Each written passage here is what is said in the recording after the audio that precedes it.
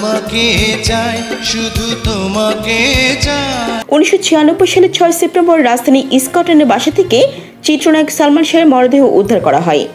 ওই সময় প্রথমে অপমৃত্যু মামলা করেন সালমান শাহের বাবা কমরুদ্দিন আহমদ চৌধুরী। পরে 1997 সালের 24 জুলাই অভিযুক্ত হত্যা মামলায় রূপান্তরের আবেদন করা হয়। এই বিষয়ে তদন্ত করতে পুলিশের গোয়েন্দা শাখা সিআইডিকে নির্দেশ দেন আদালত। তদন্ত শেষে 1997 সালের 3রা নভেম্বর আদালতে চূড়ান্ত প্রতিবেদন দেয় সিআইডি। প্রতিবেদনে এই ঘটনাকে আত্মহত্যা বলা হয়। পরে ওই বছরের 25 নভেম্বর ঢাকার সিএমএম আদালতে চূড়ান্ত প্রতিবেদন গৃহীত হয়।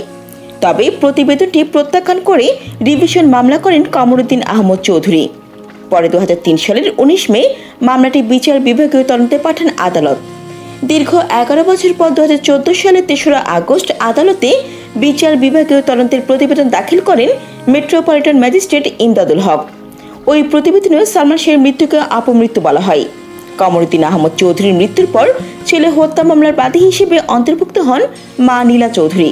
2015 সালের 10 ফেব্রুয়ারি তিনি ঢাকা মহানগর হাকিম আদালতে বিচার বিভাগীয় তদন্ত প্রতিবেদনের বিরুদ্ধে নারাজির আবেদন করেন। সর্বশেষ মামলাটি পিবিআই তদন্ত করে। 2021 সালের 31 অক্টোবর আদালত ওই প্রতিবেদন গ্রহণ করে মামলাটি নিষ্পত্তি করেন। 2022 সালের 12 জুন এই আদেশের বিরুদ্ধে ঢাকা মহানগর দায়রা জজ আদালতে রিভিশন মামলা দায়ের হয়।